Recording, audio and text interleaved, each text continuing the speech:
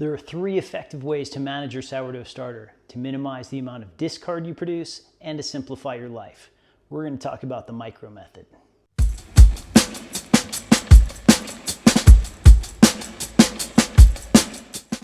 So there are 3 ways to manage your starter effectively. One of those ways is with refrigeration. Managing your starter every 7 to 10 days with refrigeration makes it possible to really eliminate daily discards, and it's a great method if you're baking just once a week. The other method is with daily bread baking, but then you have to, mix dough, make bread, do the whole thing. That doesn't fit in everybody's life. There's a middle ground though, and that's this. This is the micro method of managing your starter. So let's kind of set like a little bit of an overview here so we're all on the same page. A sourdough starter is commonly fed a 1:1:1 ratio. So 1 part starter gets 1 part water and 1 part flour. If you start with 50 grams of starter, you would feed it 50 grams of water and 50 grams of flour. The next day, if you don't use any of that starter, you will have to feed that 150 grams of starter, 150 grams of water, and 150 grams of flour. Now the next day, you will have 450 grams of starter. If you don't use it, you're gonna have to feed it, and now you're feeding it 450 water and 450 flour. So before you know it, you can easily have a 5-gallon bucket of starter.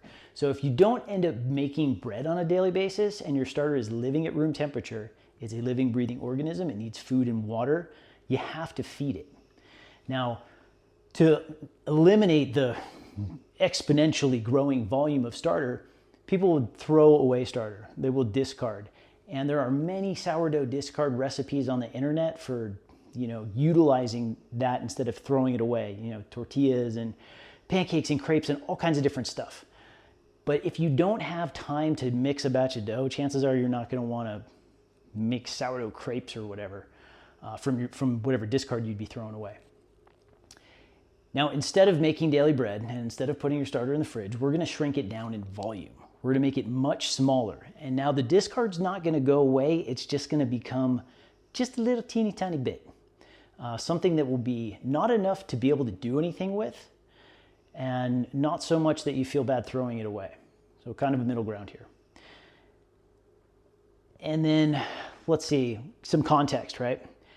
I am always looking to have about 200 grams of starter ready at 7 a.m. when I want to mix dough, because I'm going to use 160 grams of that starter for the 2 loaves of bread that I'm going to make. I always make batches of 2. I roll with a 400 gram batch of dough. That's my flour weight, not the dough weight. Recipe in the description so you can have a better idea of, the percentages and volume of recipe that I'm working with.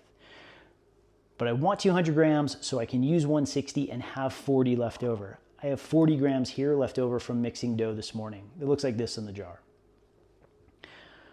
Okay, so that's what I want, right? So I like that leftover, the 40 grams, because then I can feed it.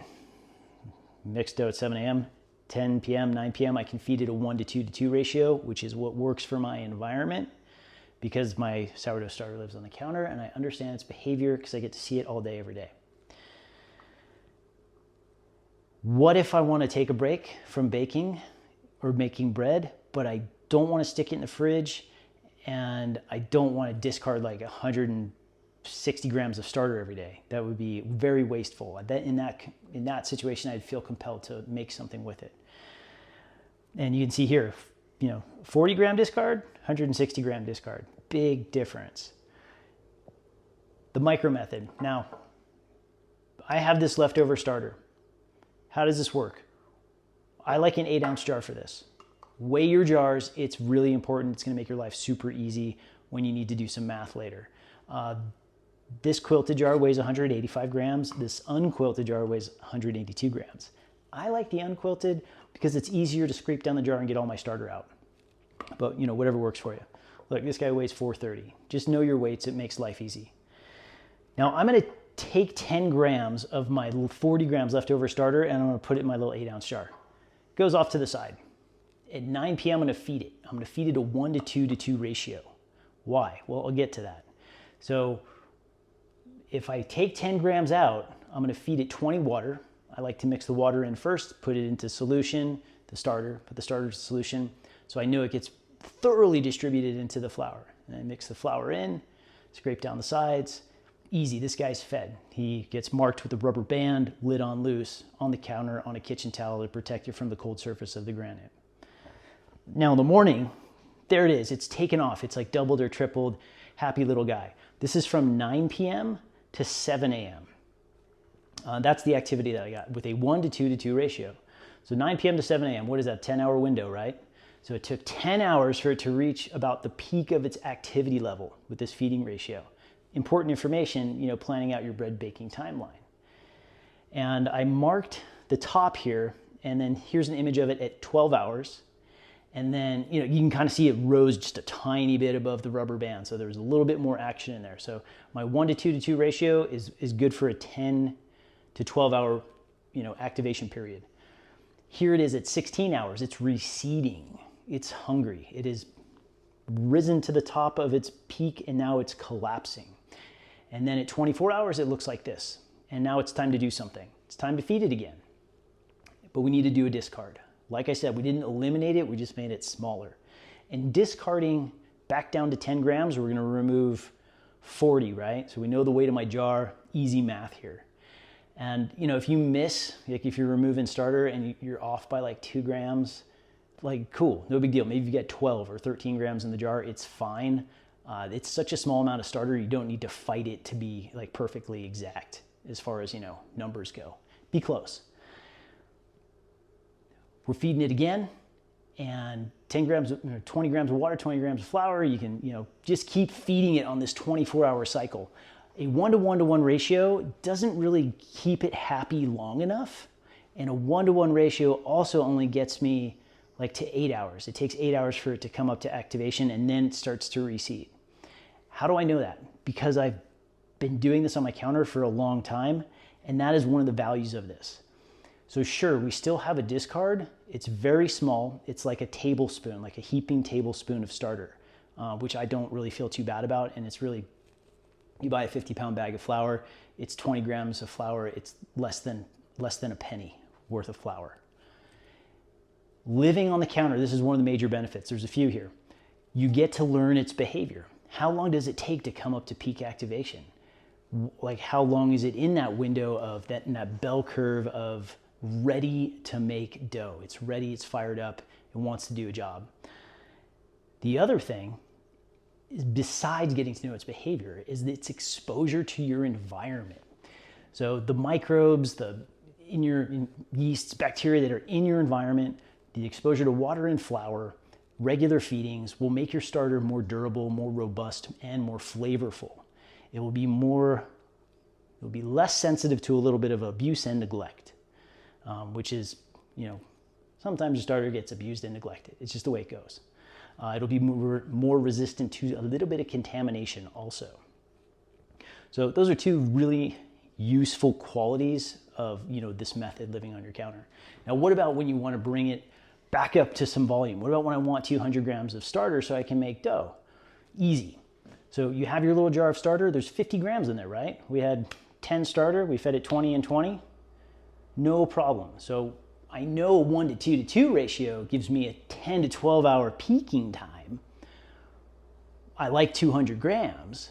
So I could discard down to 40 and feed it 80 and 80. I could.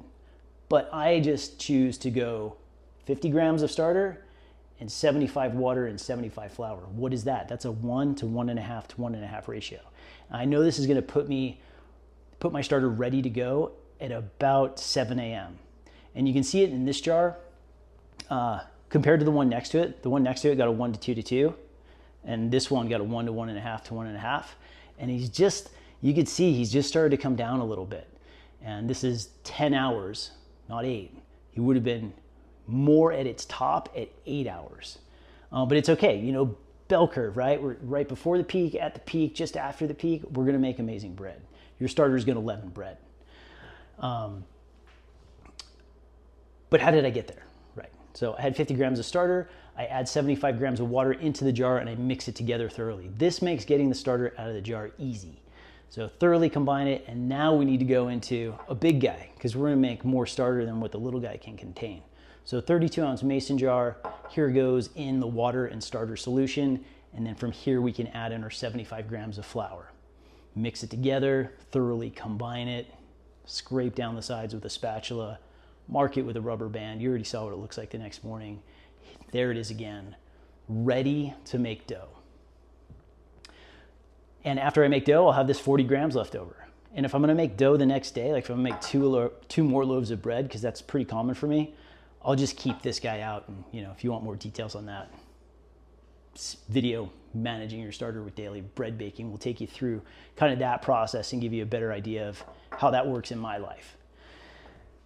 The micro method, if you wanted to shrink it back down, like you're good, like you're done, you made 2 loaves of bread, you want to, pull 10 out, put on the counter, and then just same, feed it 20 water and 20 flour. And you can feed it every 24 hours, discard down, feed it, and then let it go on your counter. Build up your starter. And in this case, you can kind of experiment too. If you were to decide to take those 10 grams out and you do a little micro method guy, you have these 30 grams left in this jar. You could feed this and put it in the fridge. If you had 30, give it a 1 to 2 to 2, put it in the fridge. It's gonna be safe and happy for like 10 days. Now you have a backup. With the little micro guy, you can experiment. You can feed it spelt. You can feed it dark rye. You can feed it whole wheat. You can feed it a blend. You can play around with it. You could you turn it into a whole wheat starter and then bring it back to like an all bread flour starter. You can start experimenting knowing that you have a backup in the fridge. Kind of cool way of taking some risks, knowing that, there's a safety net for you.